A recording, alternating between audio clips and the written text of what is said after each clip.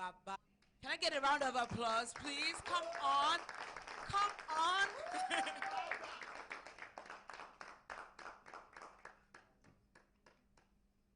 Okay, I'm a director of photography. Good morning, everyone. Sorry about the late start. Everybody is a bit groggy. I'll just go right into it, introduce the panelists. First, we have Muyiwa Awojide. Yeah? Yeah, come up. Some of you might know him, not know him, but I'll let them do more detailed intros of themselves. We have Mr. Uzodinma Okweshi. And we have Mr. Charles Novia. So what I'll do is I'll start off by passing the mic to them, let them introduce themselves, what they do, and then you understand why I say you probably know them. Oh, they have the mic, so we're COVID compliant. Wait, is it me or is this mic low? Hello? Hello? They're all very low. Can you hear me? Yes. What about this? Any difference? No difference. No, we need the mic. Don't do without the mic. Hello? Hello? Hello? Hello? Hello? Yeah. It's not. Hello? Okay, it's better. Is it good? Is it working? Okay, sorry. All right, so, okay. Mr. Charles Novia, can you please, actually, okay. Mr. Uzodinma, please. All right, my name is Uzodinma Okweshi. I'm a filmmaker.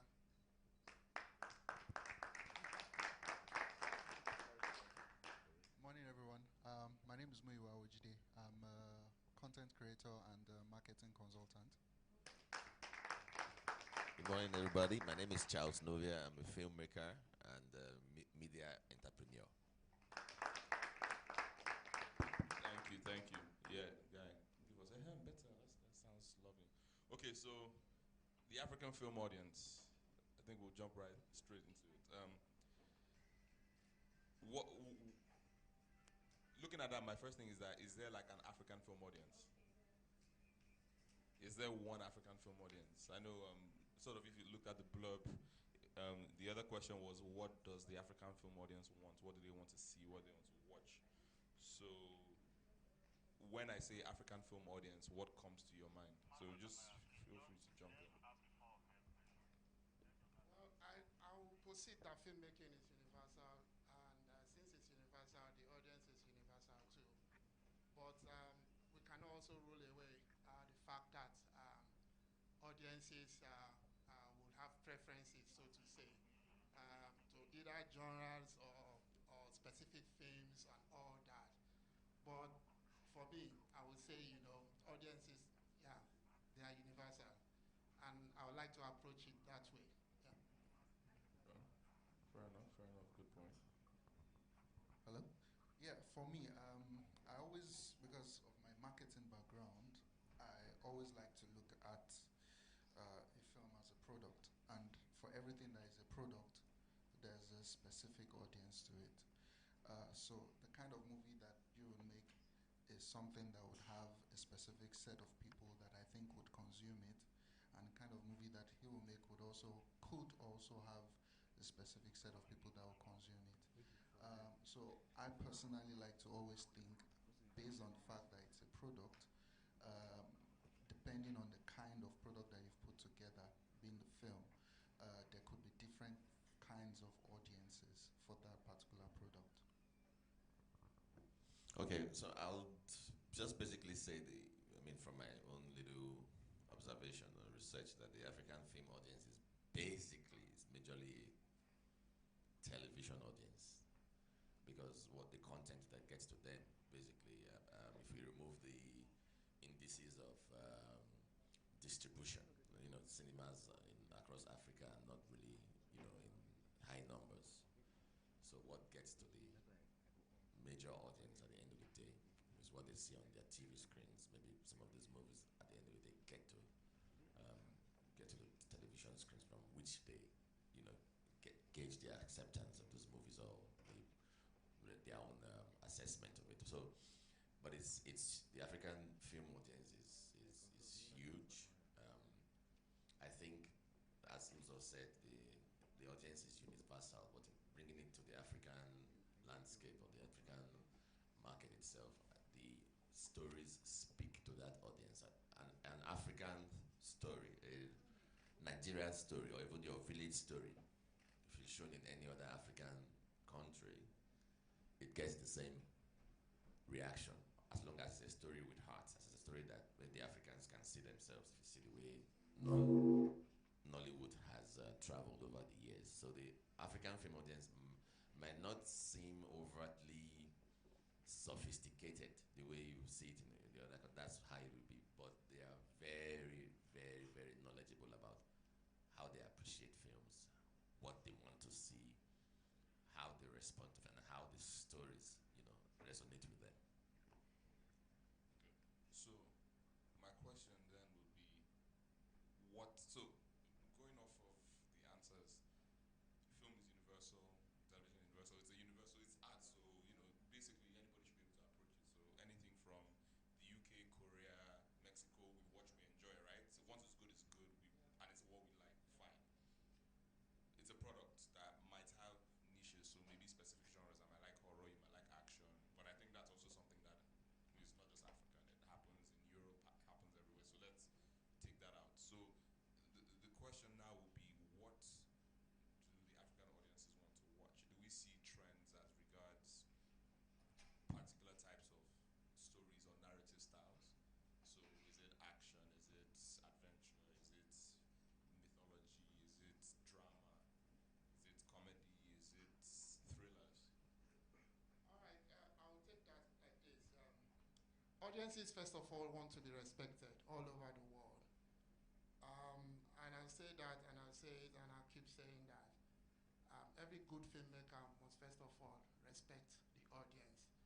And why do I say so? Technology has influenced audience now, whether we like it or not. And the last stage of filmmaking, which is distribution, has just been democratized. And if you have listened to me talk, I always say something about the democratization of the production process of filmmaking. It has given power to the people, but it hasn't given the craft to them, because the craft has to be from you. So moving on with that, the OTTs have influenced audience choices and all, and they have made them global, as they were before anyway. But it's just that the community now is smaller. And I would take Squid Game, for example. Squid Game brought, everybody together because we could relate to the games that we used to play, depending on your age as kids. But in that, it also brought tragedy, the tragedy of people suffering, and they are able to put their lives on the line to get something, knowing that they might end up not coming back or something. And that's the reality of life. So it took something that you're used to as a kid and, brought tragedy into it, which is true to life and relatable, and that is what filmmaking should be in the first place. So what I'm trying to say is that, and that is the point I've made earlier on, I will still posit that, the audience is a universal audience, and of course they are going to have preferences, and those preferences shouldn't educate them to either localities or wherever they find themselves are.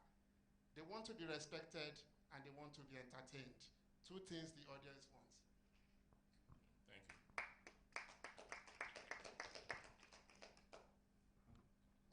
Okay. So for me, when I look at things like this, right, I like to use from the position of trends and ask certain questions. Sometimes the audience don't even know what they want until they are fed that thing. Case in point, King of Boys. When it came out then, there was a lot of pushback. Oh, okay, this kind of format, this kind of length and things like that. But the audience loved it. I don't think the Nigerian or the African audience in particular, the African audience has been able to explore, because of some of the limitations, right? The limitations of channels of distribution and all that, which is opening up now. But I don't think that the audience been able to explore the options well enough from Africans to be able to even really know what we want, because I think I'm the only one here that is not a filmmaker, so I can speak as the audience, right? And when I'm going in to watch a film, right, I'm going to be like, okay, so today I'm going to be watching comedy. I think I'm safe. I'm going to watch drama. Okay, I think I'm safe. I'm going to watch action. I'm a bit skeptical because of the fact that, okay, we're still, building that kind of taste. So that's what I feel regarding the kind of preference right now. There are things that have been fed to the audience for quite some time that they're comfortable with, but there are things that I don't think they've been able to receive yet, and which I think is where we can go in terms of kinds of stories that are told, because I think the audience is there. It's just not tapped into yet. Thank you. Okay, so I would think that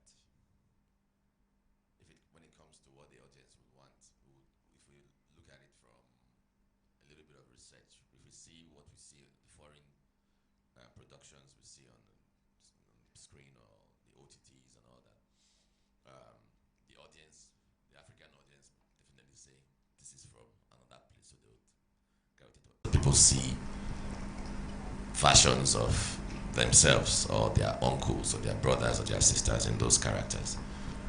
Back in the day, 20 years ago, 25 years ago, 15 years ago, Nollywood was very heavy on drama. Drama. There's heavy drama. So it was able to, it was something that if you had a script, you would look at it and say, look, somebody's got to cry in this script, because there was the empathy already. People could feel that there was an empathy with, that the audience wanted to see. So if you watch the movies of back in the day, you would see that it was a purgation of emotions. They would go through the whole reel and all that, and then, there was drama. I love to give an example of this is the Will Smith film, The Pursuit of Happiness. So the first time I watched that film in 2008 or 2000, I can't remember the year, but the day I watched that film, I said, this is a Nollywood movie. Tyler Perry. Yeah, the Tyler Perry movie. I said, this is a Nollywood movie.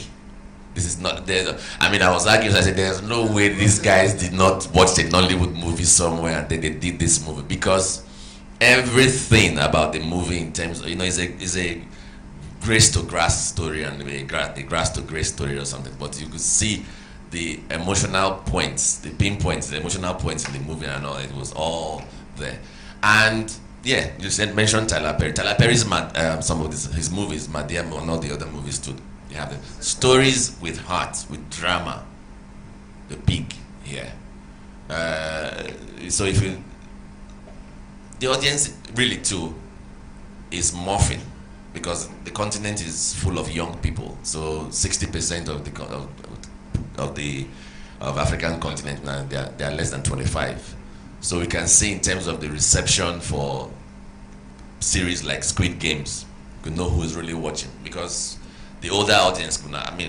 Some people have had watched that in the older category, watch Squid Games and tuned off after the first episode or two, and say, okay, I'm not watching this and all that. But amongst the young people, it is a hit. Although my fear now is that because the Generation Z and all the millennials, they are very, very, they are like sponges. They just absorb everything. What effect is that going to have? So we need to actually, on our own from here, counter. It's really, because we're talking a little bit about mental health and all that yesterday. Because what we say, we need to counter a little bit of those things they see. What are we projecting? There needs to be a balance. So if you watch Squid Games, you should be able to watch Days by Moonlight or something on that, and all that. But we need to. But basically, just going back to that, films with heart, drama, melodrama, a little bit of melodrama, drama, but drama basically is what I think resonates with our audience majorly. All right, thank you. Interesting answers. One thing I picked up, and I think you sort of touched on it, and going with me, was I think I picked up. I picked it up more when I was talking. It seems like we drifted when we said what do African audiences want. It's sort of we automatically drifted to what they want. Oh, well, let's say what their reaction to African films, quote unquote, and you sort of expanded it to their films from everywhere. And that there's a dichotomy in terms of how African audiences react to an American film. So, for instance, you said if it's action, it's like, yeah, but if it's Avengers, nobody's saying they are rushing to see it because maybe they know or they expect something based on how everything is going. But going off of your answer, something that's ringing in my head now is, let's forget about what African audiences want. What do they need? In the sense that we have, you said, okay, let's go back 40 years. If you watched 100 films, how many films were African film? So, the African cinema. This both film and television. Now both film and television. Okay, yeah, so let's expand it. So that gives it a much more generic answer. So, I think what do they need, or what is what all? Let's throw back again. Coming from this your Squid Game answer and the sort of, let's say, projection of external narratives. Like you mentioned something. People want to see relatable characters, and fundamentally, human beings want to see themselves. So you go on. That's why every film that goes on Netflix, like let's say every Black American film that goes on Netflix, is like in the top 2 or 3 overnight. Whether it's big or not, it's just Black people want to watch it, right? Nigerian films go on there, top 10, top 10, top 10. And of course, it might be different from what you see in the cinemas in terms of the box office numbers. But we know that we want to see ourselves, we want to see fellow Black people. So in terms of now, as storytellers, shaping thoughts, ideas, and like I said, the new generation coming up, they are very, they absorb everything. And then you have Squid Games and whatever else. So, and from all those, sort of from the intellectual and mental. Yeah. So what do they really need that we can give them? I think we need to first of all, the audience sometimes very pleased when they see a well-made film, good production values and all that. I also think that the expectations from the audience, or by the audience from us filmmakers, they're quite on the high side, because what the OTTs like Netflix and all that have done is that people can watch Squid Games now and then. You look at the next lineup and say, okay, there's a Nigerian movie and come up. But what they're thinking in there is that when will this God when you see, and people state it every time, like when will we get there? The audience they don't sometimes think that it's a function of the budget. We have to get to a place where somebody can say, hey, if Squid Games had been a Nigerian concept, how would it have turned out if they had the same budget and they're giving the same amount of money and all that? How would it have turned out? So it is the push of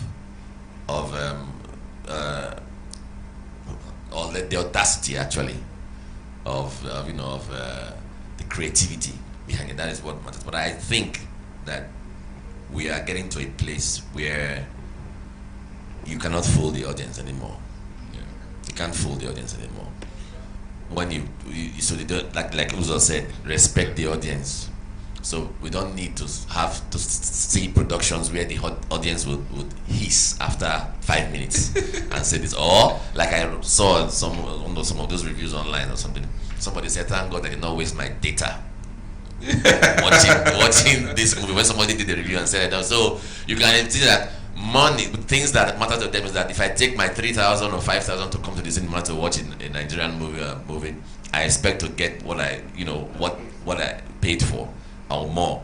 Or if I buy data, 1 gigabyte or whatever, and I watch a movie, on the SVOD or OCT, I expect to be entertained or whatever. So you cannot fool that audience anymore. It is so produced. I think, this is me personally, I think they've been fed too much of love stories. Too much. It's the easiest things, comedy and all that, ensemble cast. It's the easiest thing that it can be done. But I think this is the time for much more ambitious projects and all that. Yeah.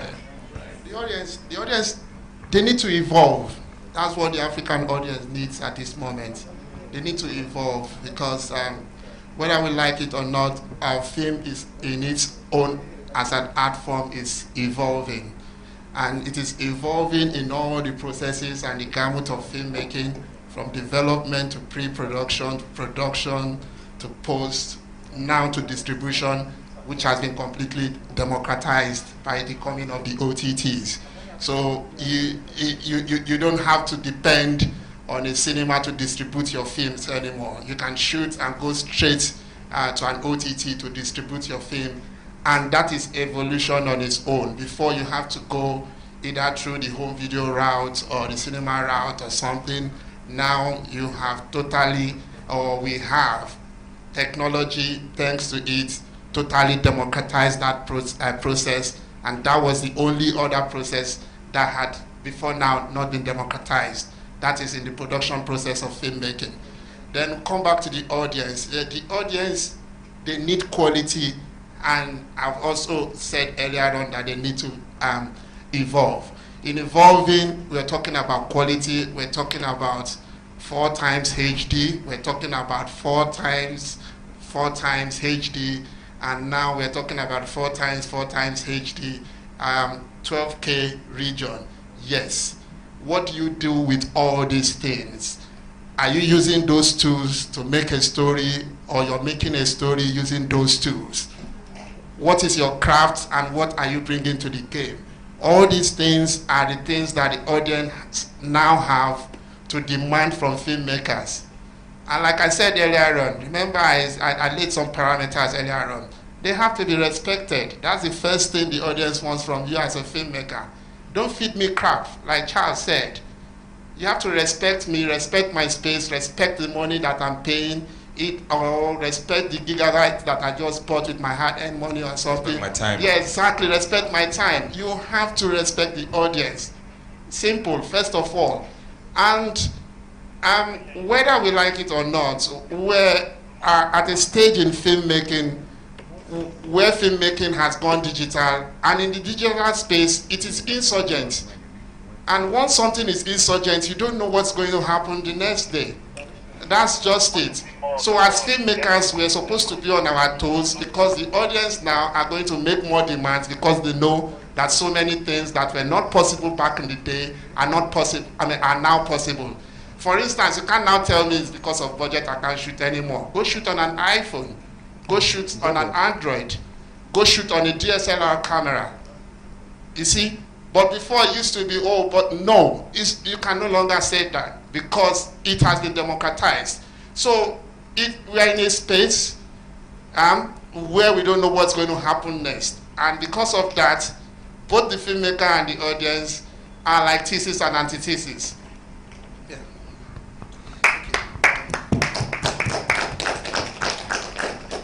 I think, first and foremost, I want to be entertained as the audience. That's it, right? A lot of times, we don't know what to expect when we're going in to watch a film. We just know that, oh, okay, these are the people that are in it, or this is the genre, or whatever it is.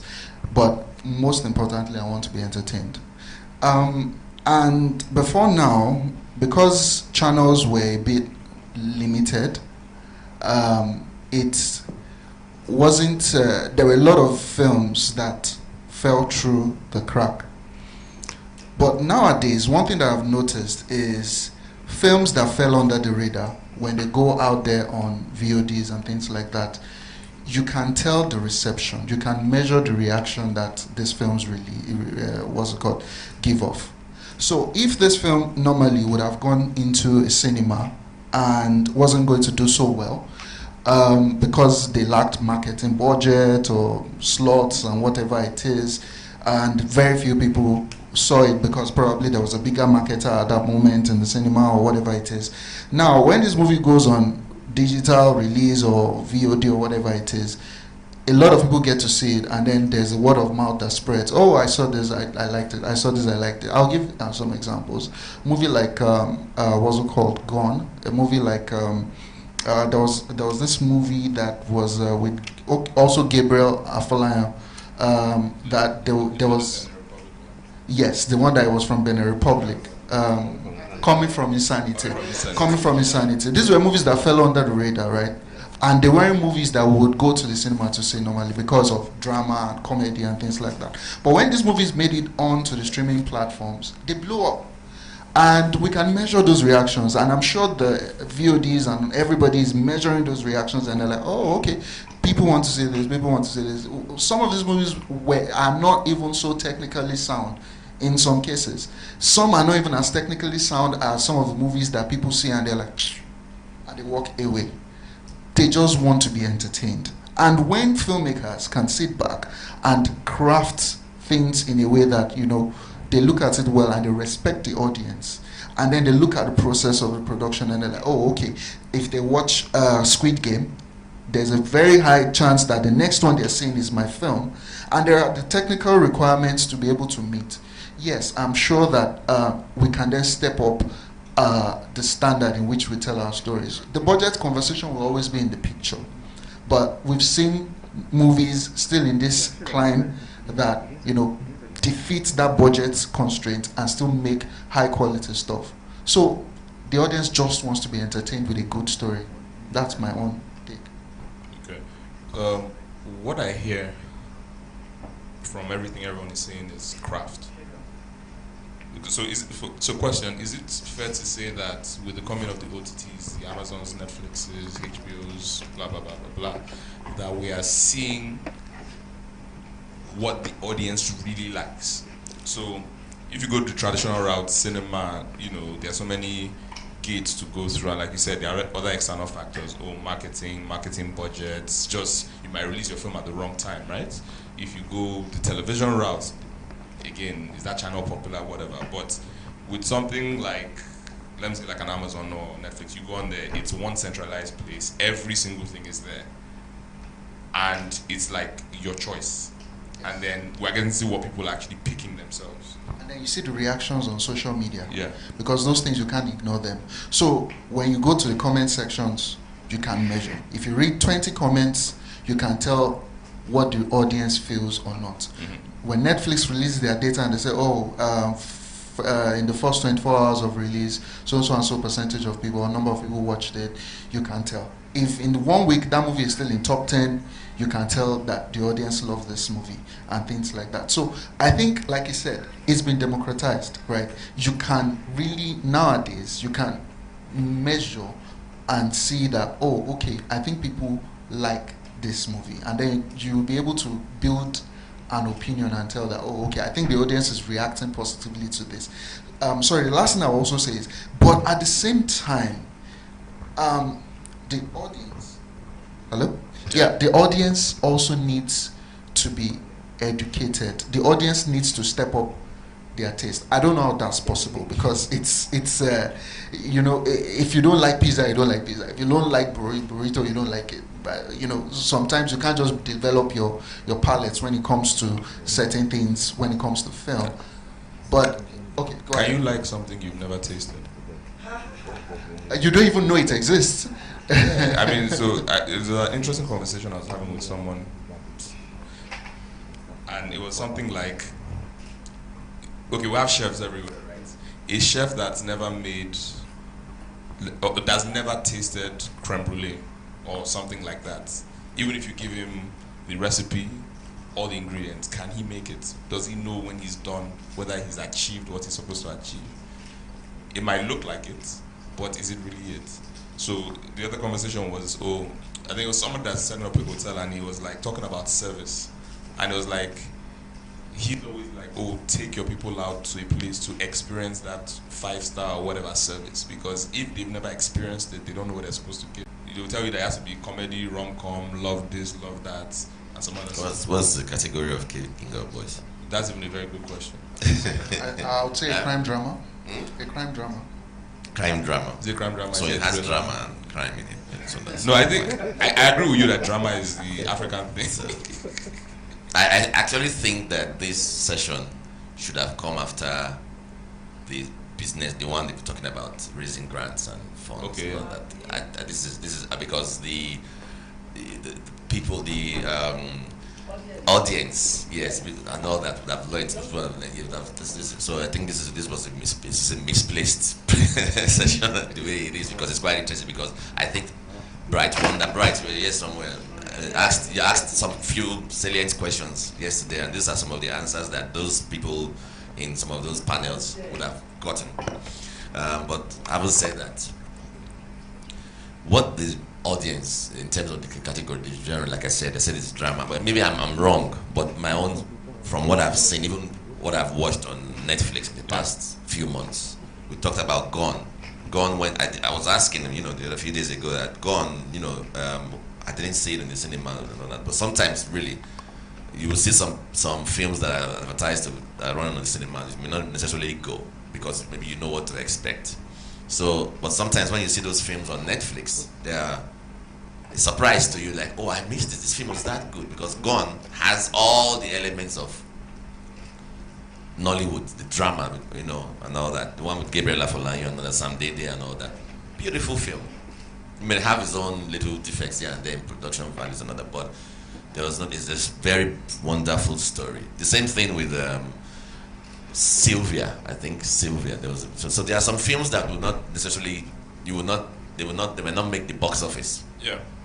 But they will do very well when you get it. So it behoves on the producer or the filmmaker to understand this audience. It's what that, I've said it back in the day when we were doing a whole lot. We knew who we were doing our films for. If I wanted to shoot a film, I would just, my theme is, I'm doing drama and romantic comedies. Teco Benson, you knew you could watch a Teco Benson movie and you were watching action.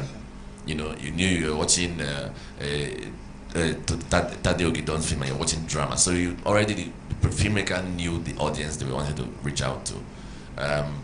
I think it is very dicey for a filmmaker to try and reach a general audience. Right now in the day, it's very dicey. You build your audience. I think Kole Afolayan said it the other day on the panel here, that he knows his audience, he knows what he wants to put out on his films, and he will just go and do it, and he knows. So when you build your niche audience, you begin to grow your base from there, because you need to have a loyal base. You're just going to be loyal. You're going to have a loyal base that would also be there for you when you need that, and that is very important.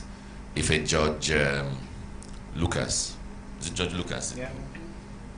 If he's doing a movie today, you know what to expect in that. He's tried his hands outside Star Wars and other things, but you still want to say this guy is a sci-fi. Yeah. But the same thing with Spielberg, who mixes.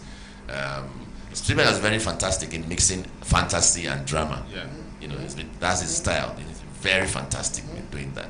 So you must understand your filmmaker must be, your identity as a filmmaker should stand out first and foremost. So once they see your name or they say, I know what this product, what this person stands for, what this company stands for. This is what I expect when I say it. So, that's one of the things I think that should be a takeout. Thank you. I keep saying that every filmmaker must find his or her part, and that's just what it is. You must, first of all, put your strong points forward in such a way that it always overshadows your weaknesses, and so it will appear that you have no weaknesses, but hey, the weaknesses are there. It's just that your strong points are very strong. So I still want to approach this topic as not putting the African audience in a box, because we watch commercials that are shot in the USA and we enjoy them here. We watch commercials that are shot in SA, we enjoy them here. I think it behoves more on us filmmakers to now try to reach the audience visually and less of dialogue. That way, the audience will help us evolve too as filmmakers, so we won't leave them behind. As they are evolving, we will evolve too. I think that's a challenge that I'm going to give myself as a filmmaker moving forward from this panel or something. I don't want to put the African audience in a box, because I know the African audience, somebody like me, when I was growing up, I watched Indian films without hearing a word of what they were saying, and I enjoyed it. I watched Jackie Chan, Bruce Lee, and the rest, and I enjoyed it without hearing a word of what they are saying. It only goes to say that the audience remains global, and it has always been and it will always be. But moving on, that audience, I believe, is evolving, and filmmakers must evolve with those audience too, so that we can get together to where we're going to. So in doing that, filmmakers must now approach this visually, because filmmaking and TV, they are visual mediums. And yes, we're big on drama, we're big on love stories and all that. How can we make these love stories visually more and less of talking? Because in talking, you're watering down your scripts and all that, and before you know it, you become boring, and that is a cardinal sin, according to Frank Capra. I like that the African audience is the global audience. They're one and the same. Yeah. And I think what we keep on coming back to is craft. At the end of the day, I can give you 100. Huh? Yeah, I mean, you can have all the budgets in the world, you can have all the stars in the world, but how you tell your story. There are a few things I was putting down here, coming off the conversation, and it's like, okay, right now, with, let's say, growing income, technology and everything, the African audience, quote unquote, is exposed to pretty much the same thing the global audience is exposed to. They watch the same films as everybody else in the world. They consume the same television. They're on all the same streaming platforms. So they are just, let's say they are more sophisticated relative to, that's not the exact word, but let's say there's less of a divide in terms of sophistication of storytelling and what kind of products or content they consume compared to like 40 years ago and now, between the African audience and the Western or Eastern audience, right? Even to, yeah. So I mean, before the cinemas came in and before you could download and stream everything, it's only what was on the streets you could find. Now, you have also a plurality of content. There's so much coming out from so many different countries on that level, whether it's drama, action, whatever you want, you would see. But like you said, you watch whatever and you enjoy it. All the Turkish stuff that everybody's watching, I'm like, how do you release 300 episodes in a season? I mean, that doesn't fit any box. But people are hooked. We know when it was Paloma and the other stuff coming out of Mexico, right? Now Korean films, Korean TV series are the ones that everybody's addicted to. But Baba, do you know something? Yeah. All those things you are mentioning now, they have one thing in common. What? High production values. Yes. Simple. No, but apart from high production values, one thing I was going to point to, high production value is great, but we're not going to come and just watch a set piece. Like you said, after 2 minutes or one episode, the guy's like, I can't continue this thing. I'm not doing like 200 episodes or something just because it looks nice. They spend so much money. But you must, on some level, relate to not just the story, but how the story is being told. And like you said, there are some things that maybe it might not be as strong production-wise, but you see what you enjoy and say, you get some lower, but I like it. So I guess what we now have to see is that I go to the cinema. I spent 3,000 naira buying a film ticket. I could either watch Avengers, James Bond, or the next Nigerian film that just came out. I go on Netflix, I have 2 hours to watch something. I could either watch, the biggest trending Netflix thing, or I could watch the newest Nigerian film one day. So fundamentally, from a consumer point of view, there really should be no difference, or there is no difference. It's just, okay, like, we're the ones that are saying it's a Nigerian film. For all they know, they can't, like, yeah, let's forget about the Nigerian audience per se, just somebody else that cannot identify what country. Just, something there is nice or it's not nice. So the question now is that, how do we get that craft level up to that point that the line that's dividing the two worlds is completely erased? For me, sorry. Go ahead. For me, it's about mindset. I say something all the time. If you're going to do a movie, a TV production, or any other thing at all, what mindset do you have going into that set? Is it a mindset to just go and do just another job, or the mindset of doing a better job than your last? For me, it's mindset. If you have the mindset of always leaving good behind, you will soon begin to live better behind, and you're getting to your best. And that is what filmmaking should be, basically. So the mindset will play a big role in this, irrespective of your budget, irrespective of power outages, irrespective of a gen making noise just beside where you're shooting. Production recce should have taken care of that. Simple and short. There are so many things that needs to be improved on to get to where we're going to that don't need you spending a dime. It just needs your time and you scribble some things on paper. That is it. So we must first of all reform our mindset as filmmakers to move away from where we are right now. Yes, we're doing well, but we can do better. And to do better, we have to leave well behind. Thank you. So, That's good. okay, so I think the first thing is to go back to the fact that you have to respect the audience. Now, when you respect the audience, you decide, okay, I'm not going to just settle for what I want to deliver. I think this is the benchmark. My last work was like this. These were my lessons from my last work. For the next one that I'm trying to do, these are the kind of things that I should put into that kind of project. And when you decide that you want to respect the audience and you decide you want to always make your craft better, I think you will set a benchmark for yourself. You would know what hurdle you want to scale for you to be able to make the next project that is better. If the last project you had a bit of glitch here and there, you know that for the next project you're trying to do, you have to ensure that, okay, those glitches are absent. So I think that's the first thing. Once you respect the audience, and then because once you respect the audience at the same time, you also decide to up your craft. If you know that, for example, you require a bit more effects in a particular scene that you would have shot, because almost even the crown that pretty much, I don't think there's any much action in the crown. The crown itself still has a lot of special effects and visual effects in it.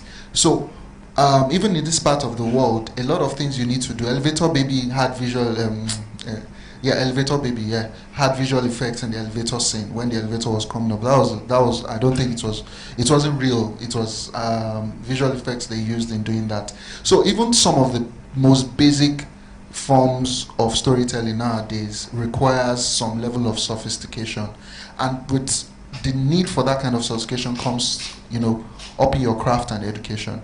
And once you decide that you're not going to settle for the minimum, whatever it is, you will decide, okay, these are the things I need to do. So I think for me, it starts from respecting the audience. Once you have total respect for the audience, you will then go ahead and see how you can always better your craft, set the right benchmarks, and then go out and make something that you'll be like, okay, yeah, I'm really proud of this.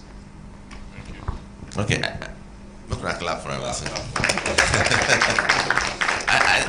I think I have to ask this question, maybe a little bit controversial. Let me ask this, but this is me.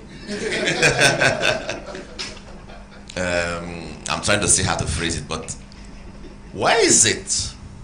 So we're talking about craft and all that now. So why is it that when we watch our own movies, even if they're shot with Ari or shot with latest equipment and all that, it still looks like like the Nigerian film, even with all. Why is it? Say it again. You want to answer? Okay. Yes. Okay. Before I go on this, you can answer that.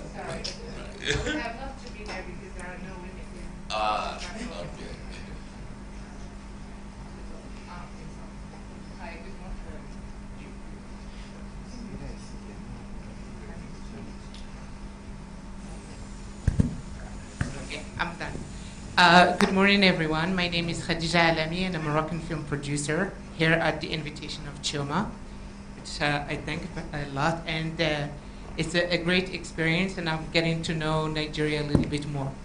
I think the thing that I've seen a little bit lacking, and I don't want to be judgmental, and I don't have the biggest expertise, but I have 35 years experience and I've been working a lot.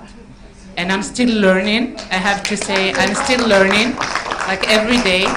I agree with Uzo Dinma when he says, you leave better behind and you go forward, because every time like you get an Oscar, it doesn't mean you've done it all. That means that your next one will be even harder to make because you have to outstand the previous one. So that's to answer yours.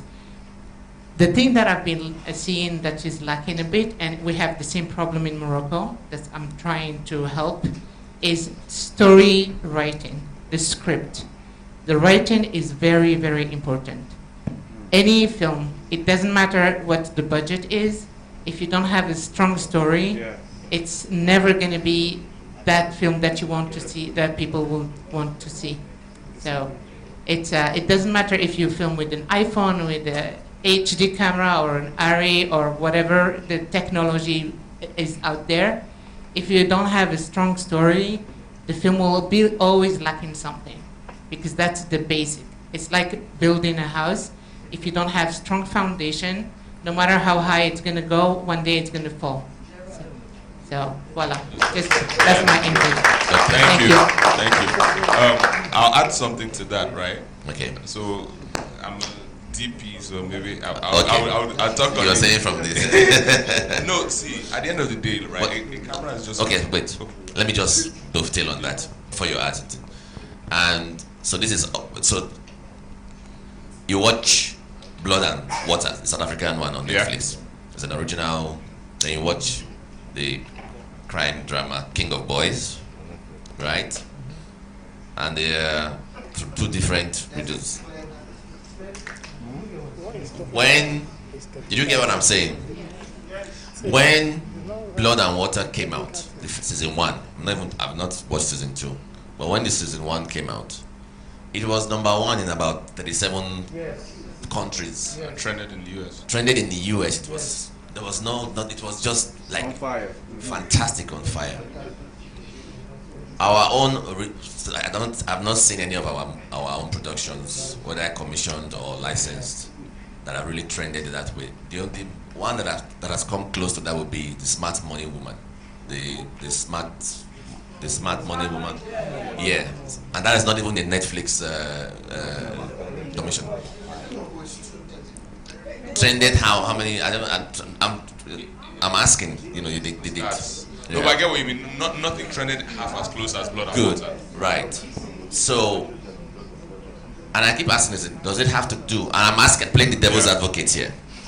Does it have to do with the lack of production values, or even where there are good production values, and we keep complaining about budget, and then we get the budget? Why do we still have something? She said story, and this is fine, but it's something that I think is an interactive thing now. Yeah, no, I would say something, then I'll toss it to the audience, right?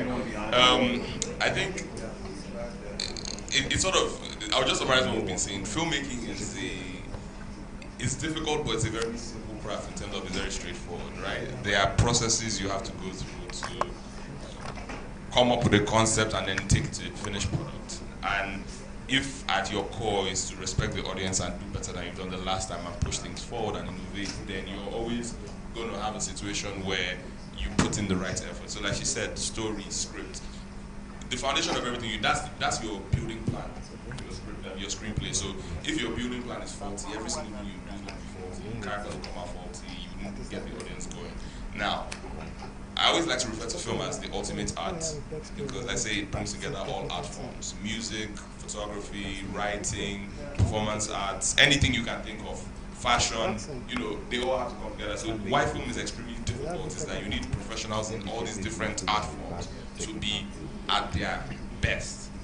So your actors can be fantastic and your director on that day is just here. It's not going to come out well. The DP cannot be sleeping while everybody is giving the performance of their lives. Basically. So what now happens is, even in building your team, you have to take cognizance of that. So yeah, you might get more budget. So you go from shooting on DV tape or whatever, and now you have the ARRI LF, the same lenses that Spielberg is using. You rent all the same lights that he's using, and then you go on set and you're asking, why does it not look like what's it called, a Steven Spielberg film, or why doesn't it look like Avatar? There are two things. First, the camera is just a recording device. It's going to capture what you put in front of it. No, that's even the first. That's even the second part that's complicated. The first part is that I bring a camera here, I face it at you guys, right? I take the camera from here, I face it at the ocean. It's just going to show me what's there. It's not going to transform it magically. That's good. So you still have to do every single thing to make that thing or create that world that you want to see. The second part is that it's only as good as the person operating it. So although it's a recording device, you have to set it to record. And depending on how you want it to look, apart from the other stuff you do in front of the camera, behind the camera, how you set it to operate is how it will operate. So not even the grading you're going to pose, that's complicated. From your shutter speed, your your frame rate, your camera position, how you move the camera, the lenses you use, whether you point it straight at this light or point it in the other direction. Your staging is going to change how it looks. That's why it's very dramatic. So when you see dramatic camera movement or something, it's like pointing the camera straight at the light or the other way changes the picture. And I always tell people, film, although it's a visual medium, it's really not. It's about emotions and feelings. All you're trying to use images to manipulate people's emotions, and you're trying to take them from one point to the other. So if you go deeper and talk about the screenplay and directing, you're saying, oh, I want them to feel like this. I want them to think this. At this point, I want to take them high. At this point, I want to bring them down. At this point, I want to make them happy, sad. You talked about, oh, are they crying in this thing? It's not like, oh, that necessarily somebody's going to cry, but I want people to cry. I'll feel a certain kind of way when they watch this. At what point am I going to pull out that emotion from them? How am I going to get them ready to cry? Because you don't just see something and cry. It's the things that came before it that will make you feel that kind of way that, whatever. So you watch Game of Thrones and it gets a particular kind of scene and everybody's jumping or everybody's so sad. It's because of everything that came before. It's not just because of that action, which is the empathy he's talking about. So you're constantly manipulating emotions. So at the end of the day, again, film is complicated and difficult. So intellectually, philosophically, you have to be playing at that level and respect not just the audience, but respect the craft. Because you realize that every single thing comes together to make it what it is. It's not just, oh, cast all the big actors, cast all the big whatever, spend all the money. It's not going to change anything if you don't change your mindset, if you don't change how you approach it, if you don't respect your audience, respect your craft. So I'll give a very good, simple example of what you talked about in terms of how you're intentional in shooting. Yeah. 2001 is Space Odyssey. Yeah. That scene where the lip reading scene, I don't know if you guys, there's a scene where the computer is reading the lips of the two people, and from the computer's perspective, you can tell that you know what the computer is doing, and all they're doing is shooting a red light. Yeah. But the way the scene was shot, you can really tell that, oh, this computer can read their lips, and there was no face, there was no crying, no dialogue, no communication. And that's what I said earlier on. It's about time that we reduce talking heads. Yeah, exactly, talking heads and all that. And I don't know whether you guys have noticed something. I'm talking to you guys as the audience now. That you can actually relate filmmaking to solving a murder case. Yeah, in both cases, there are 3 M's involved. To solve a murder case, there is a motive, there is mistake, and there is what? There's another one. What is it? Don't forget. No, I'm asking you guys. Oh, okay.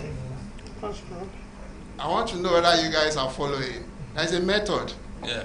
That's it. 3 M's. Motive, mistake, method. Come to filmmaking, 3 M's. You create the mood, you gather momentum, and you manipulate at the end. 3 M's. Simple.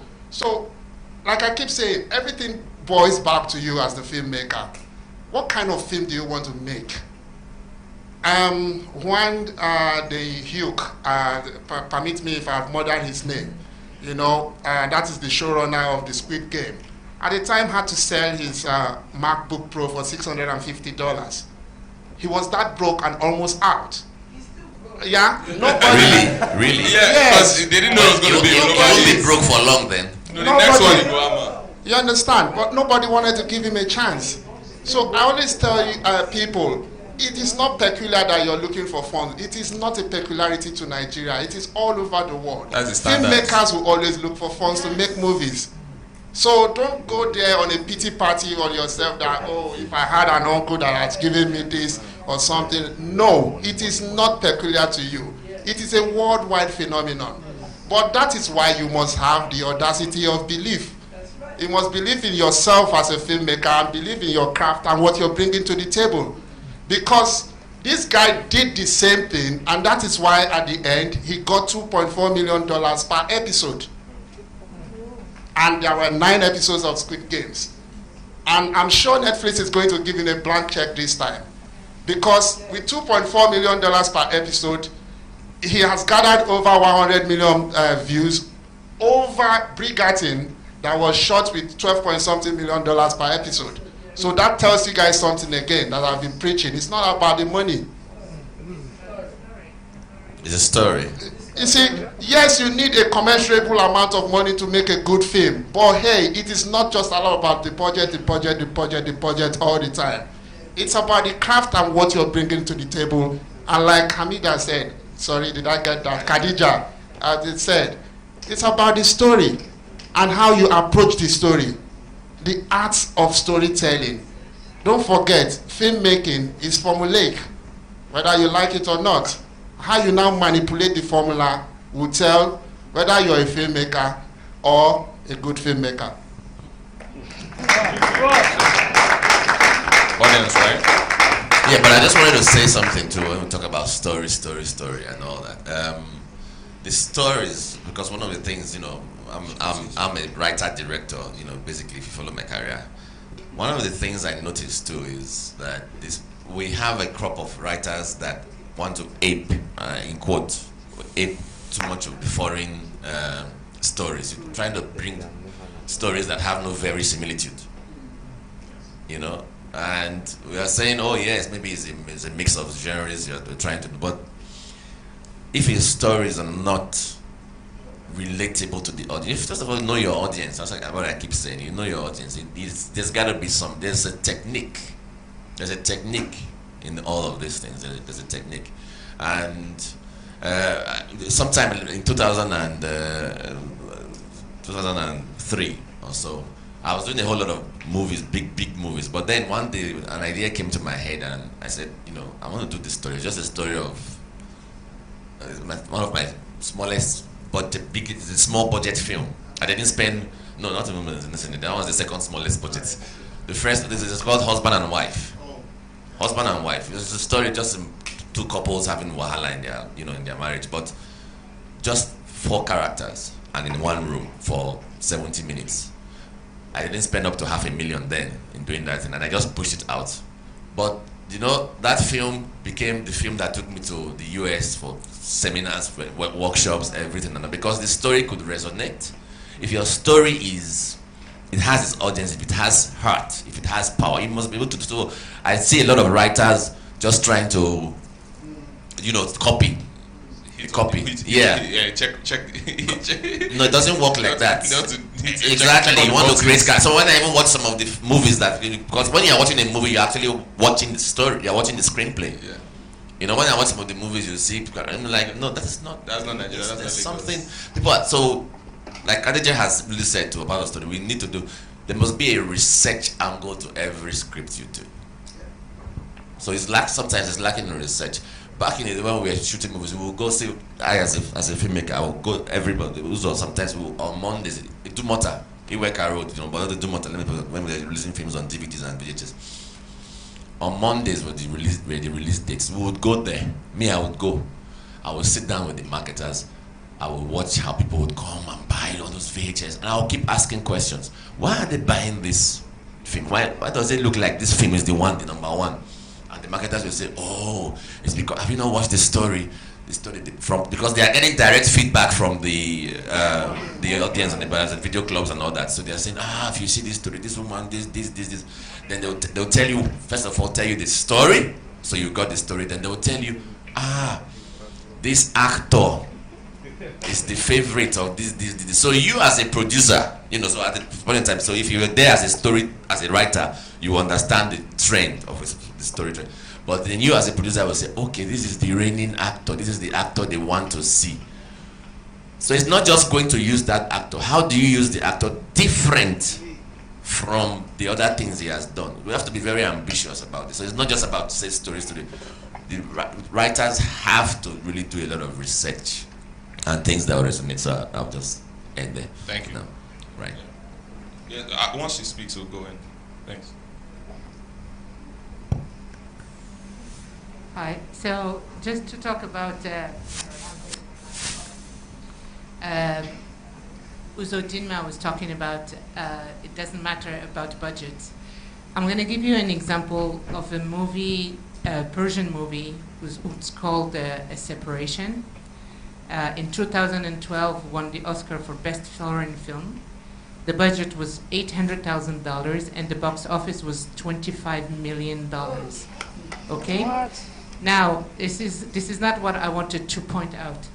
What I wanted to point out is in Iran, they have absolutely no freedom to make movies. They don't have a mean or the craft or the people. They are always filming, hiding in a minibus, in a house. They have to steal shots from the street. But the story is so amazing that it made it everywhere. And it was in Persian language. So nobody understands Persian apart from Persians. So this is what I wanted to say is, it doesn't matter how much money you have. If you don't have a great story, you can have $100 million for a budget and the story will be crap and the movie will be crap. I worked on one of my first feature films many, many years ago, 35 years ago to be precise. At that time, they had $50 million to make the movie. They had the biggest stars in the world, like Warren Beatty, Isabella Gianni, Dustin Hoffman, but it was a horrible movie and it was the biggest flop of Hollywood ever. So just to give you hope that even if you don't have money, if you have really great story, I keep telling that, if you prepare well, sometimes you don't need to be a genius. If you take the time to prepare your film, to make notes like Uzo Dinma, I have to remember, sorry. So, you know, like my team, everyone who comes talk to me, if they don't have a notebook and a pen, I don't want to talk to them because I want them to write down everything. Just be prepared. You make mistakes, it doesn't matter. Next time you're not going to make it again, and so on. That's what I wanted to say. And if I can just say something about the African audience and educating the audience, I think we have to trust the people to like stories. We can get out of the traditional either drama or comedy or anything.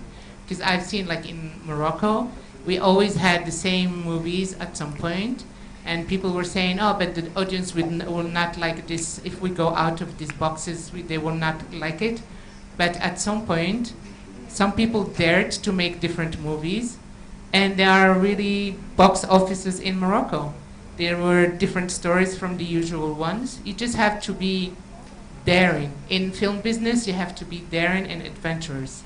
It's a big adventure. You can win or you can lose, but if you have the passion, it doesn't matter because you're doing exactly what you want to do.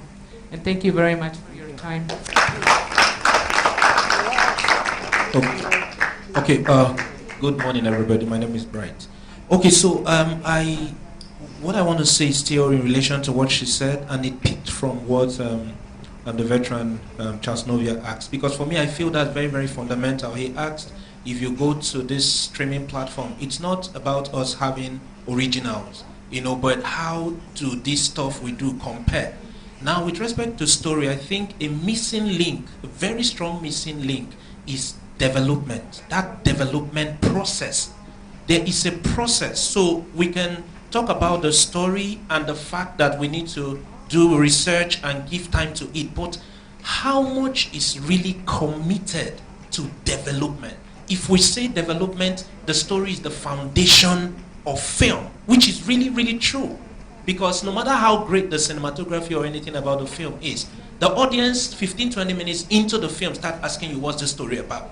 So it means that's the foundation. But how much do we really... yesterday, Steve Cooker said for distribution, you need to be looking between 20 to 40%. Now let's go to the heart of film itself, which is the story. What is the commitment to development of that story? Because now, and the second part of it is, as a writer, I realize that we can get very selfish. I am currently working on the series on my movie from President, which I mean, the 10th episode has been developed, but I mean, I've so learned that developing the 10th episode by yourself is nothing. You need to commit that thing to a process. No great script was written, it was rewritten. So who has seen it? Who has committed to it? So there's going to be a team that will keep working on this stuff, developing it till they brush it out. So if we start giving time to developing properly, which is what personally I want to now start committing myself to more, developing it well, I think we'll start getting it right. Because like you said, it is the foundation that now bears every other thing. And if we don't give it so much time and also resource, I think we'll still be going around the circle. Thank you. Questions. Hello. Good morning. Morning. I'm Onyinye Amadi, and I'm a scriptwriter. I honestly was not going to say anything until you guys said triggering me. So yeah, I agree that the story actually is quite important. But let's be factual. There's no story that has never been written. At this time, there's no story that has never been told. And we told all kinds of stories. So when you come and for a Nigerian writer like myself, like what Charles Novia said, we said try to aim. I didn't get that word. We try to aim high. Yeah, we're going to aim high. We're no longer living in the past. I'm not going to be telling tales by moonlight. I'm not going to be telling stories that people are coming from and living under a tree. I'm going to tell stories, worldwide stories that is going to be a global story. So you ask the question, why do you think people know it's a Nigerian movie? I'll tell you why. It's because we're telling the same type of stories, the same relatable type of story, the grace to grass story. If you put two movies together, you put a Time to Die, the Time to Die, and then you put The Gun that you spoke about. Most people would go and watch Time to Die because we all know we are suffering in Nigeria. Nobody wants to continue seeing the stuff. Let us see something else. So as a scriptwriter, I'm going to tell you a story that is out of country, out of Nigeria, can't we talk about science fiction? Can't we talk about something else that doesn't really have to do with somebody crying and thinking, oh, my husband is going to die, what can the doctor do? No, we don't want to see that anymore. Everybody wants something really How do you gauge that we? What is the we? So as an audience, Yeah. So now I'm speaking as the audience, right? I would want to see something that I wouldn't normally see on. So the truth is, our parents, what these stories you guys always want us to say that are quite relatable, are for our parents, the ones that sit at home. They don't come to the cinema. They don't even go on Netflix. They are on African Magic and Iroko. That's what they're watching, and they're happy seeing those kind of movies. If I leave my house to come to the cinema, I don't want to see the relatable Nigerian story. I want to see something that somebody used one sword and did pa pa pa, and everybody's happy. Something that's just not. I don't know. It doesn't have to be. If it's fictional, let it be fictional. Nigerians don't actually do fictional I think movies. you're mixing up something. Yeah. Just for this thing, I'll tell you something. No, but I just feel like Nigerians don't do a lot of fictional movies. That's what It's always they always want and what I have suffered in my career is I write scripts and they're like, oh, this is a nice script, but Nigerians, do they really understand what? No, they do, because that's what they're going to cinema to watch. They're going to watch an American movie of someone with. I think we're mixing up the story and the theme, right? Stories are the same, pretty much. Boy meets girl, good versus evil, grass to grace can take so many different iterations, right? So the stories are fundamentally the same in every culture. That's why Muzadima said it's a global language, storytelling, whatever. It's the same thing. But what you're now going into is not the story wahala now, which is what we're talking about, is the theme. So I can have good versus evil in the typical African village setting of what we're traditionally used to seeing as the epics, right? I can have good versus evil in space. You watch your Star Wars and the rest. I can have good versus evil set in World War I or II. I can have good versus evil in a fantasy type of thing. I can have an avatar. But if you look at it, the story you tell is one thing, the theme is another thing, and I think you're mixing. Yeah, I get what you're saying, but So- so sorry, let me just say something. If this Squid Game we're talking about right now, Yeah. let's talk about Dune. Yeah, If as a Nigerian scriptwriter, I bring Squid Game yeah, to a Nigerian filmmaker, yeah, remove sentiments. You guys have watched it. It's Yeah. now a global blown movie. yeah, If it was just a normal Squid Game script, Yeah. and I say, I have this story for you, I don't think the Nigerian filmmaker we have now would say, what's happening here? I don't think Nigerians would like this. you have to I don't- find the right filmmakers. That's the point. So why Oh can't? no, it's not even so when you about, say the right apart from, filmmaker, let me just get Can you. I- How are can you I- going to? I mean, I think you are a little bit. There's a difference between flights of fancy and the reality, and that's what one of the things I've been saying here. You could be an ambitious screenwriter. We have had, we have all different categories of writers. I've seen a whole lot of writers. I've read a whole lot of scripts. There are some that want to be far removed from the normal realities of Nigerian scripts and all that. I want to do this. The reality of it all is that you are in the minute category. There's no film, no producer who is worth his salt, except the producer has the backing of a Netflix behind him and all that, who is going to put money into something that he's not very sure of at the end of the day, because at the end of the day, it's a business. It's a business. So the Squid Games guy, did you read the history of the Squid Games? For 10 years or over 10 years, he was trying to poach that script. Nobody wanted it, even in South Korea. Nobody wanted it. Netflix came into South Korea about 3 years ago or 4 years ago, and because of the reception that they felt that the South Korean productions had been getting and all that, they felt, okay, fine, this is the right time. Let's invest in it. A Netflix or an Amazon or whatever, they could do that because where we are right now in the space, it has been democratized. But if you are doing that here, and that is what I'm saying, I don't know if you are a research-inclined writer, or if you're a writer who writes and then you're good at what you're writing. But if you are research-inclined, you must understand your audience in terms of there must be a very similitude factor in what you push out. It's too much big English. Okay, it must, but it's what it is. You must have something that the audience can key into. You said something about the kind of stories I was talking about is what they want to see. The parents want to watch on Rock and Iroko. You're getting it very wrong in terms of that. There's nothing. I said something earlier on about the Tyler Perry movies. The Tyler Perry movies cut across. I mean, I put a Chinese. So my grandma was visiting. Netflix was on. I put one of these Chinese palace drama things. She loved it. She kept watching it for the whole week. At first, my mom was like, "Oh," I was like, "Leave it. Let me put it for her to watch." And like, so again, what I say is, it's what people get to experience or see. It's not that this person like this or not. The Nigerian thing that you are saying is typical. If you take it to America and put it on prime time NBC, you'll be shocked that they would love it, and it might do better than some of the stuff you're watching. It's just craft and how you tell it. So, I wanted to say something. You alluded to the fact that all movies have been shot or all stories have been shot. That's a no. We are over 7 billion people in the world. Until all the 7 billion shoot the stories that you're talking about, that's when you can now conclude that all movies or all stories have been shot.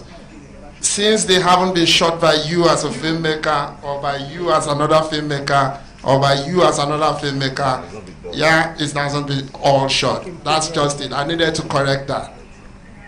It has to be shot by you before you can say, that this has been, not because any other person has shot it. I don't know whether you understand what I'm trying to say. Different. All right, good. So I needed to just jump on that.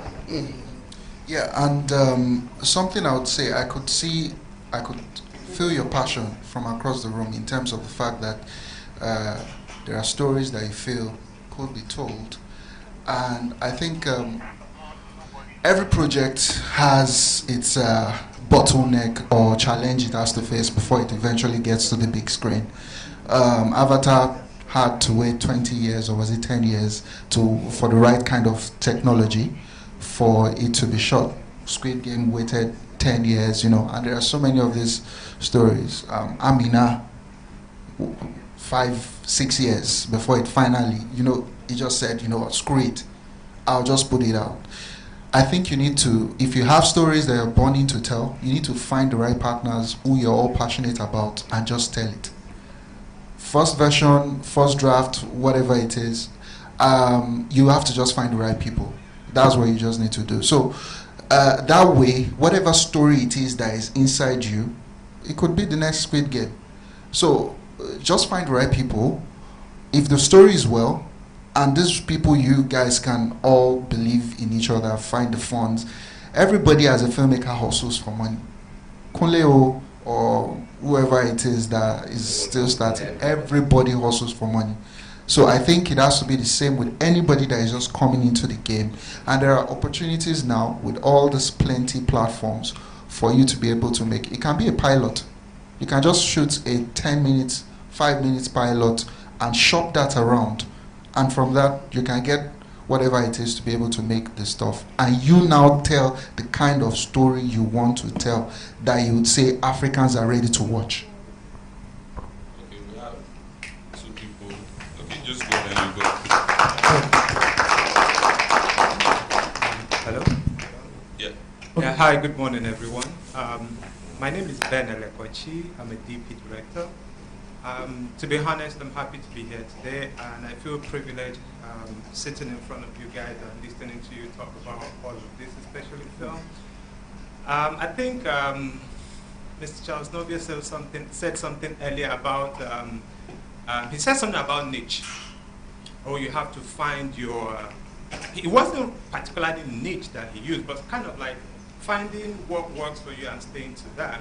And I think if I tie it to the lady's response earlier, one story, I think that it also relates to what she said earlier when she was saying everyone has, there's no story you want to write that has not been written. I think what she's trying to say is that most of the structures are pretty kind of the same. Most stories, character, goal, obstacle. So throughout the movie, you're pretty much kind of seeing the character try to get what they want, which is pretty much, the whole act of the film. So that is not what I'm talking about. For me, I'm kind of happy with the time that we're in because things are evolving. I mean, I've seen some movies on Netflix. I'm like, whoa, yeah, this is good. Before now, when I get on Netflix, to be honest, I'm conscious of my time. So I want to spend my time on the movie that I know that after watching it, I'll feel very pleased and happy with myself. Yes, in terms of, I know someone is chasing something, someone is looking for something, someone wants to achieve something. It's pretty much what most movies are about, but how they go about getting that is where the entertainment comes in, which is what is good. So I just want to say, even though we want to spend time talking about some of the things that are good or bad, which is also good for us to review if we want to move forward, but I want to particularly say I'm proud and happy with the time that we're in, and I feel that there are lots of filmmakers who are making a difference. Thank you. All right, thank you. My name is Michael Lanifoshi, producer, content creator. So, first of all, I think that we all should basically remember everything that's been said at this conference. If there's one thing that is a take-home for me, is that a good story will be viewed or watched by anyone, whether the person is Nigerian or whether the person is American or Jamaican or anything. And I think I really respect what Mr. Uzodimma said when he talked about Chinese movies, Indian movies. And I mean, there are some movies you watch, you don't basically even understand the language, but you still flow with the story. And so, okay. So, I mean, and also what Mr. Novia said when he was talking about blood and water, I don't know, but I think that most of us didn't really get that question. Because when he talked about blood and water, I think you were talking about the production value, not basically the story, right? Because I felt like most of us didn't get that aspect right. So, I mean, and what he said was very factual. Because even though you give a Nigerian filmmaker that amount of budget that was used to make some, let me just say, okay, some, sorry. Better. Some, okay, yeah, no disrespect.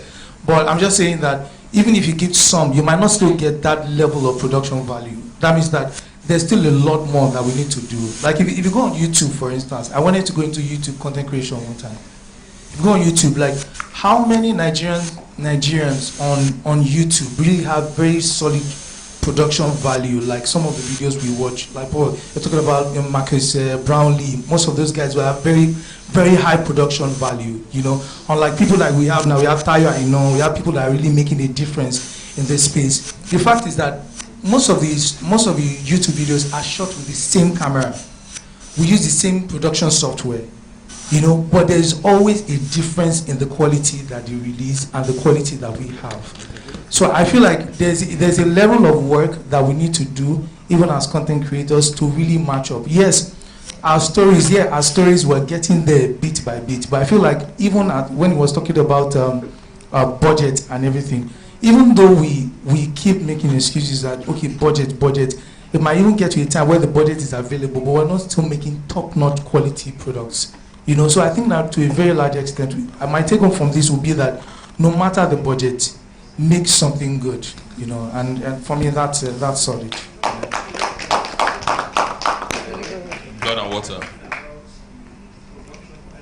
Production values. Yeah, I think that's basically when I asked. I said blood and water. I said let's look at it, and I wasn't in any way trying to disparage comparing. You know, I said let's look at the impact and then the depth of the storytelling. Blood and Water, and they are both Netflix commissioned series, but from different countries in Africa. So I said Blood and Water and King of Boys. You know, so that's what I was saying in terms of it. But if you could see in terms of the impact of the way it resonated, Blood and Water had more feedback. 37 or 40 something countries across the world, it went number one. You know, it was trending and all that. So I was like, what was it in that? You know, that people were watching across the world. Similar Netflix commission. It's a Netflix commission, similar, you know, and all that. That we need to really look at that. Production values will come second in terms of the look and feel, but there was something. So it means that there's some. If you use that as a standard or as a yardstick, it means that there's a whole lot to be done in terms of what is a story development. It's development. While it's not disparaging anybody, I think we need to do a whole lot of that in terms of when I was talking about young writers and trying to ape. I said we try to ape a lot of foreign concepts and we lose the essence of our own environment. Your stories, if you're writing it, the environmental. We talked about science. People have tried science fiction before. They've tried science fiction recently. Would be like some 10 years ago or whatever. I will tell you, Ni Akimolayo can tell you, Kajola can tell you the day they released Kajola was the day they released another Nigerian or some other movie. The day they released Kajola, some cinemas, people went to watch Kajola because there was so much hype. People were almost burnt down some cinemas because it would tell you, because science fiction, the way it works, I don't think it has something of a concept. No, but the thing is that it's just like we tell you, everything exists in the world, but you must domesticate it. Domesticate it, yes. That's the same time I'm trying to say. So you have the ideas and all that. Your characters or your stories and all that should have very similar. If you ask me, the science fiction we did with this every day, all this pick money and talk to you. And all that. No, but Harry Potter and the normal juju film is the same thing. It's just how you do it, that the packaging. So we've been doing science fiction. You call it fantasy. We have fantasy and we also have science fiction. You know, and that is it. So if you watch Lord of the Rings, then back in the day when I would go for seminars like this, I would say, one of the biggest selling movies in the home video era was Igodo. Igodo sold millions of copies on VHS and VCD, and they're still selling. So if you watch Igodo, then watch Lord of the Rings. What's the difference? It's the same quest, a quest for something, but so basically. And everybody they work out for. Everybody they work out for Bush. They look for one thing. They look for one thing. They look for one thing. So, but it resonated with us. Yeah, that's why we studied. So you can domesticate whatever it is you have, and all that. My Village People. Okay, that's the one by Bovi. Yeah. Okay, I've not seen that, but probably it's coming on Netflix soon, so we'll see that. But do not lose. There's a producer for every idea you have. The producer, if you're a writer producer, then you wait for the time you get your budget. But if you are taking a story that is so a little bit out of the budget, yeah, then you will hold that idea for some time, and it will be there for some time until you get the right kind of producers. Truth of the matter is that Squid Games, if you get beyond that script and domesticated it here, I do not know whether you would have gotten the kind of no, what I mean is that the kind of backing, if you didn't have a kind of Netflix or something that was ready to look at things and say, okay, let's go out against the grain. But if you bring it here within our traditional within the normal systems we have here, you're definitely going to have people to say, no, this is not ready for it. So sometimes the alignment of your cause, the alignment of what you want, the audacity of your vision, and all that, it has to align with the right team for you to get it at the right money. And that's why I said find the right producer. So the thing is that it's not unique to Nigeria. It's, like they've said, it's a global thing. Even Scorsese did a Netflix film because he couldn't find money for years to do his normal film, and they're like, we're not going to give you that money. And he's like, I can't do it for less if not, it won't come out well. So the Irishman. Yeah, the Irishman. So we have to realize that filmmaking, he's the one that's not a filmmaker, and he told us it's a product, and the audiences are going to engage in it, right? We want to make films, we just want to make the films. But the films have to go out there, engage with audiences, make money, make returns to allow us to make more films, right? So you're a screenwriter, you want to team up with a producer. The producer still has to go and get money from the financiers or whoever. The distributors agree to distribute it, and then the audiences have to relate to it, right? If everybody else, apart from you and the producer, do not feel that it will be a success, you will not make the film.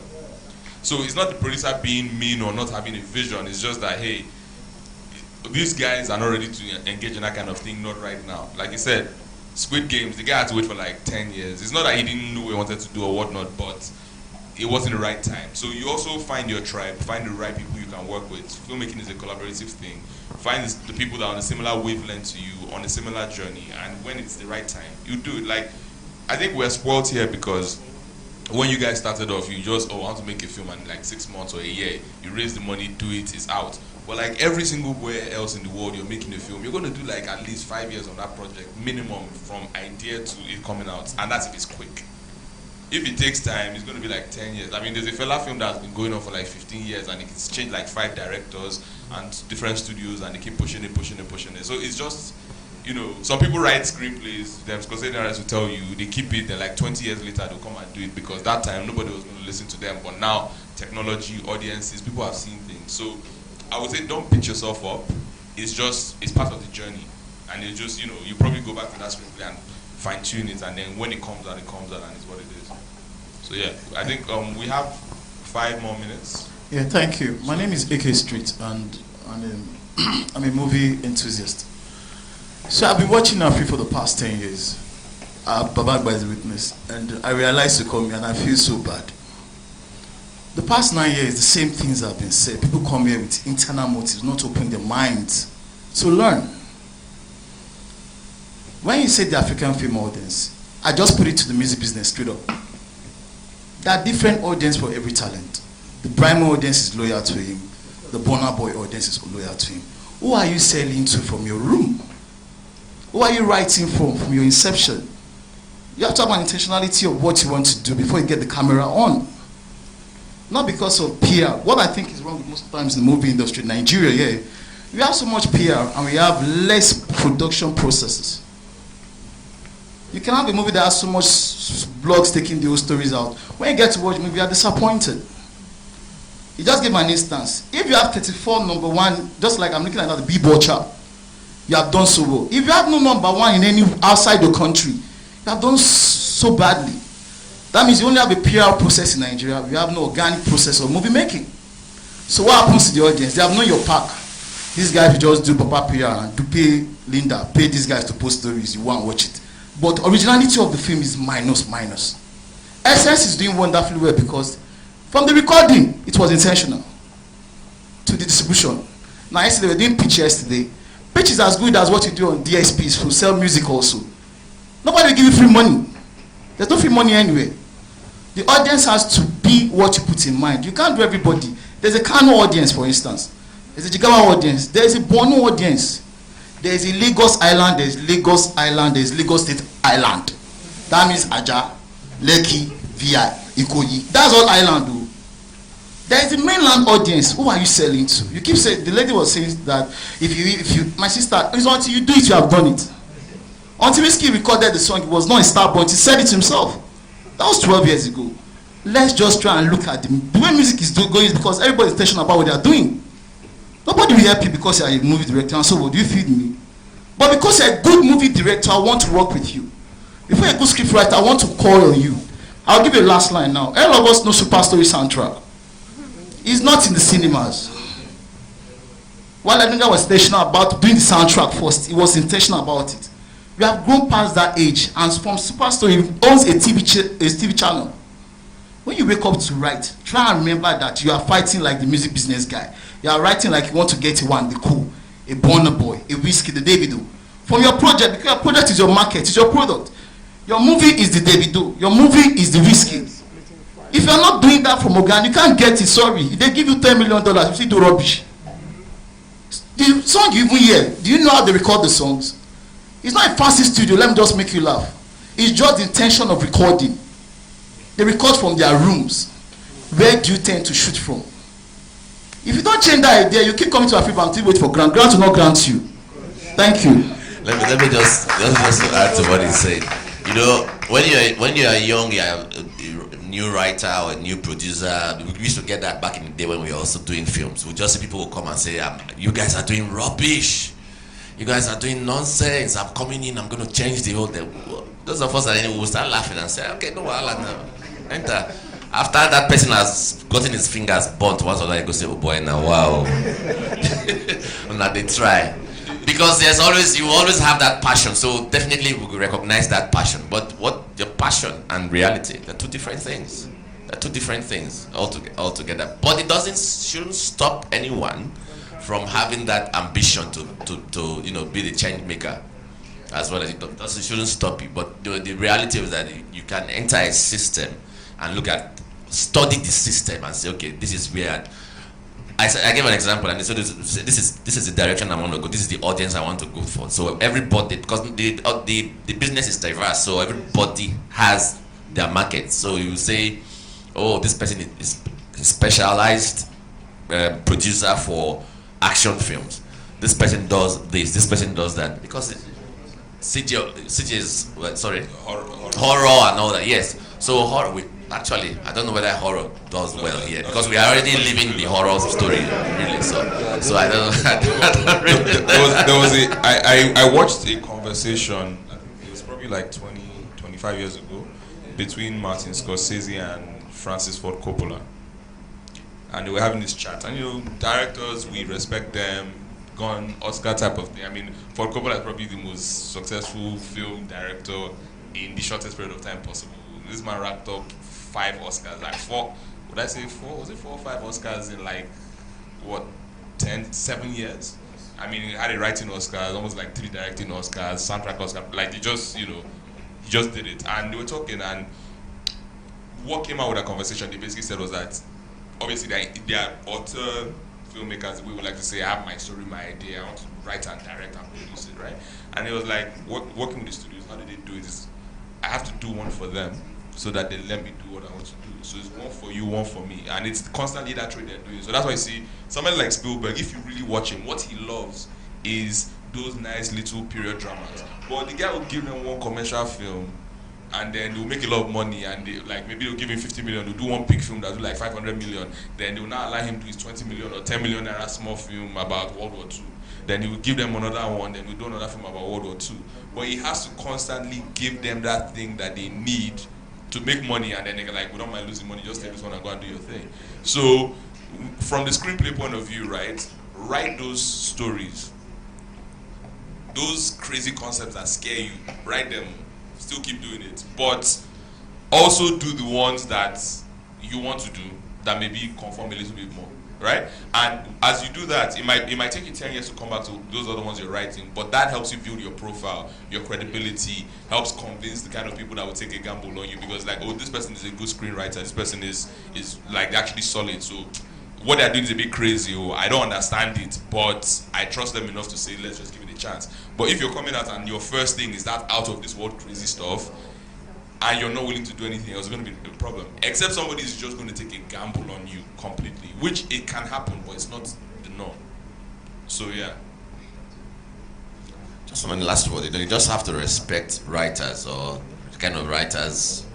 So you didn't start on time now, so we must milk this thing. We have just 1 minute or a couple of minutes. But you must have to respect the writers. I've seen there are lots, so it's beautiful now that there are lots of writers, and all that. And one of the things I usually would ask the writers is that what is the ambition of your craft? What is your language in terms of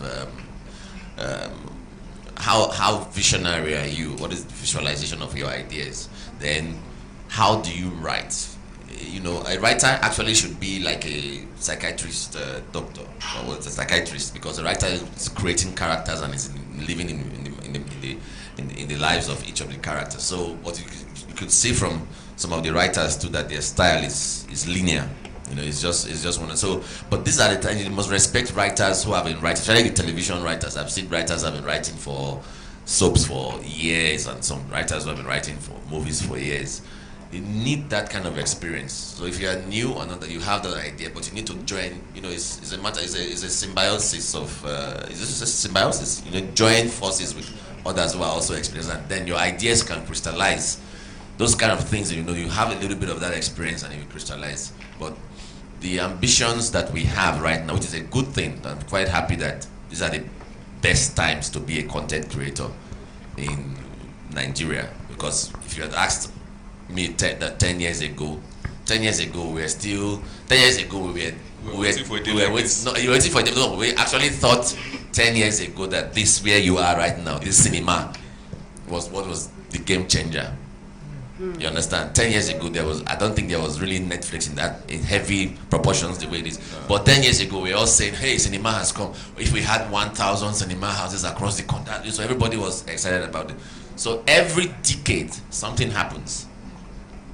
Technology or something would happen. So these are the best things. So from here, the trajectory, the traction that you need, is all there. So do not see that, because I think you got it a little bit wrong. The young lady, and I was having a talk with you at the end of the session. I think you got it. You were saying it's not a them or us, or it's not ageism. It's not we used to do it this way and we must do it this way. No, it's a crystallization of ideas. Do not see, you encourage yourself. You get there. The other day, DSTV did a presentation here and said that they are open to collaborations. And really, the biggest collaborator right now in the continent is DSTV. They've given a whole lot of people the opportunity to just blow and grow. So you must begin to also find. You may not find it here or in the festivals, but you must begin to put yourself inside places where your talent can also be recognized, and then give you that thing. Because one of the things that I noticed too is that when a writer or a producer blows, you don't. I use you generally for general. You don't know how to brand yourselves.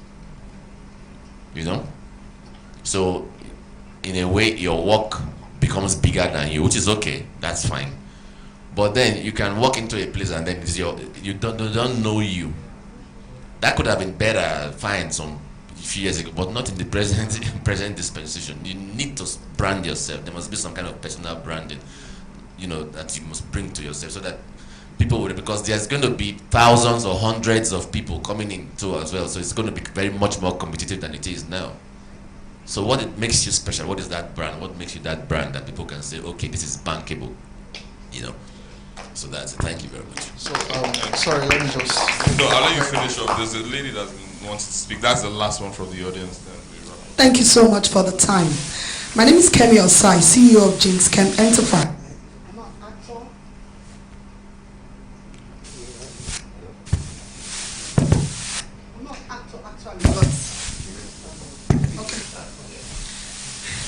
Good afternoon.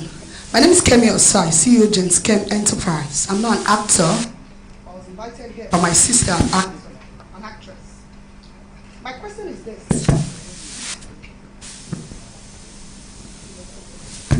Okay. My question is this. As an expert in guidance and counseling, I've seen that the Nigerian movie is fine, we are doing well, we've improved, but there's an area that everyone, even in their homes, when you are watching as an audience, the first thing you say is, I know where this film is coming from, and I know where this film is going to end. Is there a way that Nigerians can, when you shoot films, not me, rather, you should put us on this, because that's why we go to cinemas to watch, sometimes especially on Fridays. I take time out of my schedule. Because when you go there to watch movies in the cinema, you see movies that truly you want to fall down from your chairs. But when you watch in your home, I'm like, Daniel, switch off that or change to another station. Please, can we improve?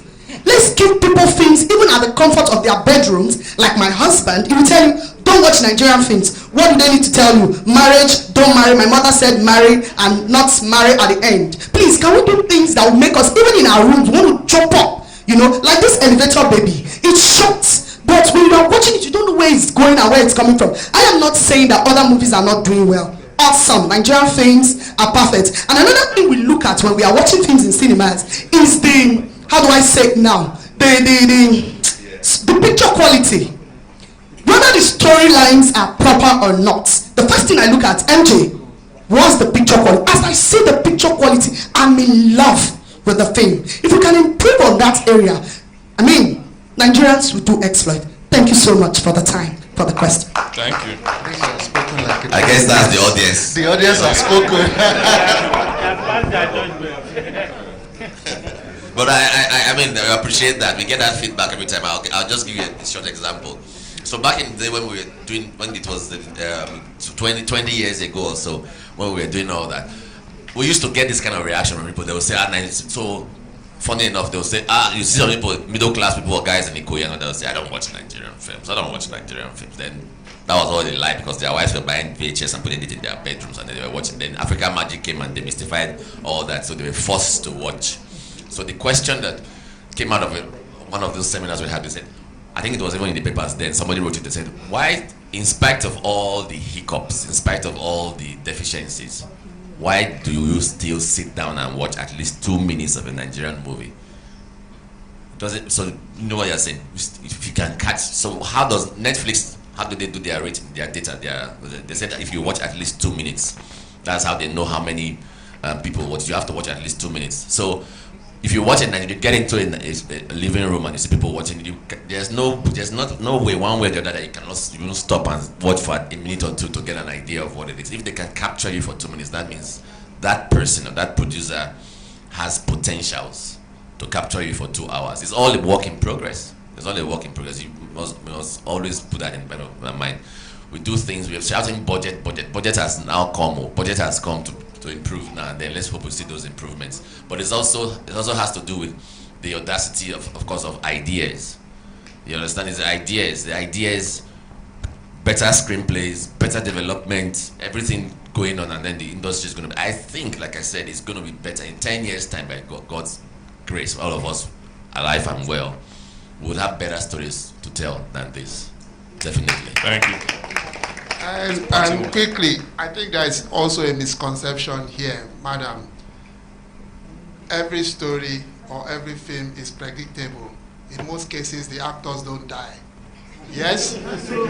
All right, good. It is the events of the story and how you shape them that will do what you're looking for. It is not just the film. At least we must take that home from this panel. It is not just about the film. The film itself, every film is predictable. I can easily tell you 60% of what will happen in every film. So that 40% and how I'm able to manipulate it and shape the events of that story is what you are talking about for us to improve on, and we appreciate it. Thank you. Thank you. Any parting words? All right. Thank you so much, everyone. Thank you for taking our time and kicking with us. So we're officially closed. Thank you. Thank you.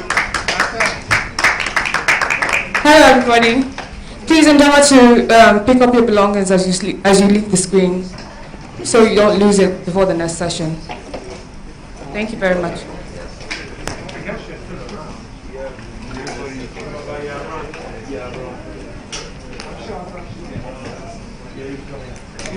So wait, take this card, no? Which card? Everything. First, don't. You don't. Sound fun. How you doing there, man? Sorry, you passed me, that's right.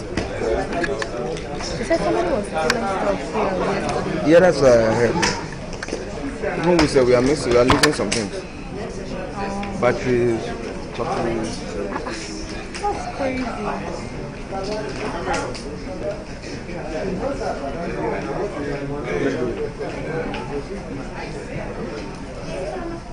Hello, Moses. Please, can you get my phone? Please, can I get my phone?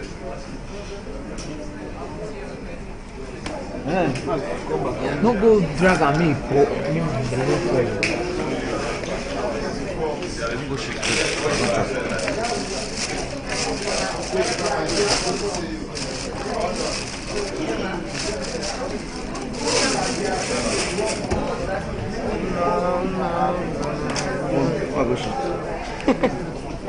You don't copy card? Oh my God, I want the quarter. I don't give you card though. You don't copy them? I'll go copy them.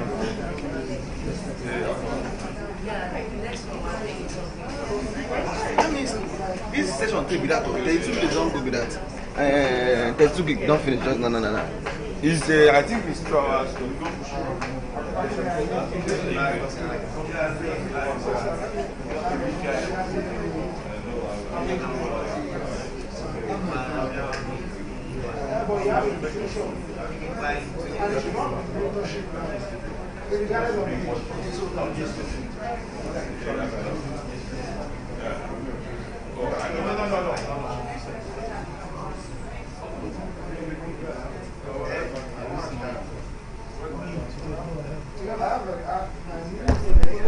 She'll send a message.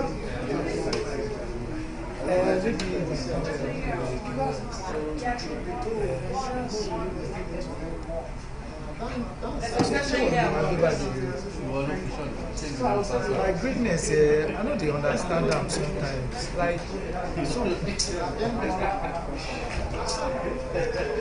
don't think there's anyone to most often now, do that as goodness, so my phone will be stand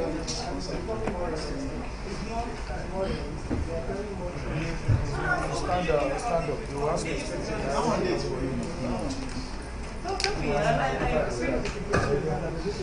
So now,